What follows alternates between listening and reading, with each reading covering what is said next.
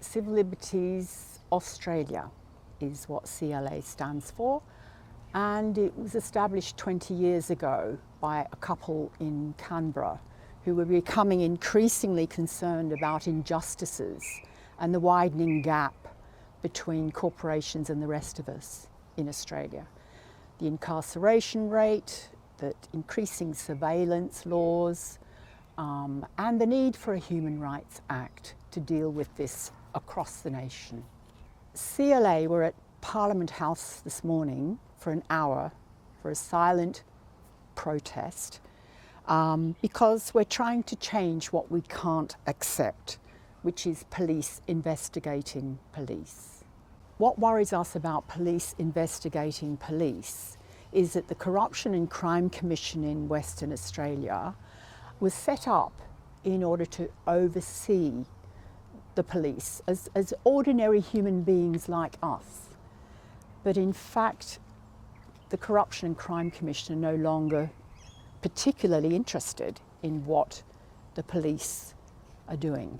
So our incarceration rates are rising by 3 times the amount in the past 10 years as previous to that. We're finding that individual injustices as a result of police behaviour are being ignored or dismissed by politicians. So we need a Human Rights Act to address all Australians, and WA is very reluctant to enter into negotiations about that. And the incarceration rate itself is the outcome of police behaviour, trying to put notches on their belts. And the censorship and lack of rights in our prisons is terrifying when we realise these people are going to be released into the community, not having been rehabilitated, with nowhere to live, no potential means of having an income or having a career. And so the recidivist rates, which is people going back to prison, are rising as well. So the overall cost of that is colossal on the taxpayer. So that pretty well sums up what the reason for being outside Parliament House this morning. The Indigenous incarceration rate in Western Australia is internationally infamous. We have the highest rates of Indigenous incarceration in the world in this wealthy state of ours. It beggars belief. And not only that, we're locking up Aboriginal children as well.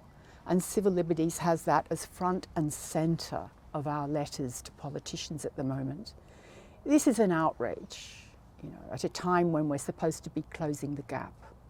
The effects of Indigenous incarceration in WA are first and foremost immensely costly to the taxpayer. That's the first thing. If you're worrying about money and waste of money, it is a colossal waste of money, because we could be spending that money on creating decent housing, health for Indigenous communities, education for their young. But as things stand, what we're doing is seeing deaths in custody rise. So it's almost as though it's out of control, and no matter how much we campaign or canvass politicians, we're not really being heard, because we're getting letters from the Corrective Minister and the Attorney General telling us that this is something they're beginning to deal with, without being particularly specific. So we have to trust them. And I'm afraid trust in politicians now has reached an all-time low. So we have to keep pushing. The Indigenous incarceration rate is equivalent in CLA's mind to genocide. The cost on all of us of Indigenous and regular incarceration is that more and more people are being locked up, and a lot of them are suffering mental health conditions, which was the problem in the first place. And so that's not being addressed. And so those prisoners who do emerge after their sentence, eventually, will have a devastating impact on the community in the years to come, because they will be desperate people. Family and domestic violence is a real big problem at the moment. Apparently police are called out every 4 minutes to a family or domestic violence incident across the state, possibly across the nation. But in Western Australia, we explored why many women who are being beaten up find themselves incarcerated instead of the reverse.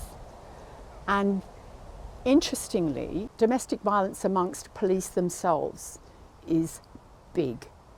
In the past year, I've had 7 ex-police wives contact me, but desperate to remain anonymous. They experienced awful brutality from very stressed police, and I want to make it clear that the police themselves are often very distressed and stressed, which is another reason why we want oversight, fair and equal oversight. We want them treated like ordinary people. But the domestic violence incidences amongst police are terrifying, and the wives are too frightened to speak up. They were too frightened to join us this morning. And not only that, many of their children have fled the state.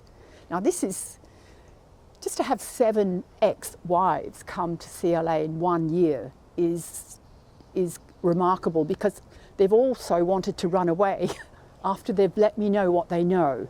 They want me to sort it out and they run away because they're terrified. I find that really, truly shocking.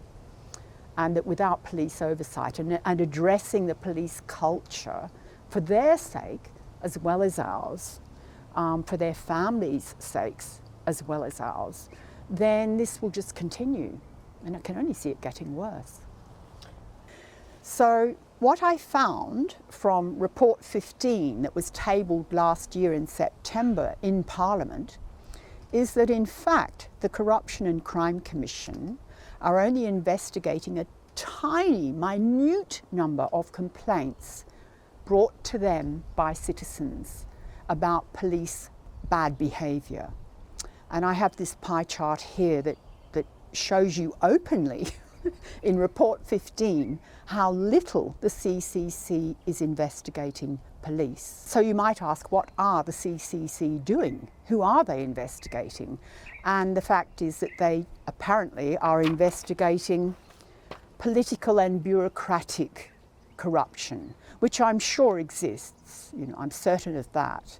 But let's face it, there are only 95 politicians in this state, and there are 9,000 plus police and support services. So my opinion, and I think many people's opinion, is that the police are responsible for the moral decline and loss of hope of citizens in this state, and that we don't need a $12 million commission investigating political bad behaviour. Surely they can do that amongst themselves. The Corruption and Crime Commission, which is known as the CCC in WA, was set up to investigate complaints about police brutality or misconduct across the state, and including all of us in the regions and the city.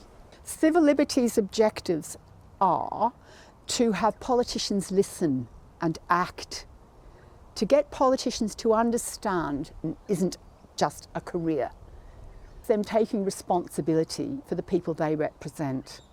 And they've really got to, because if they don't grasp that nettle, we are looking at mayhem in 10 years from now. So Civil Liberties is on a mission.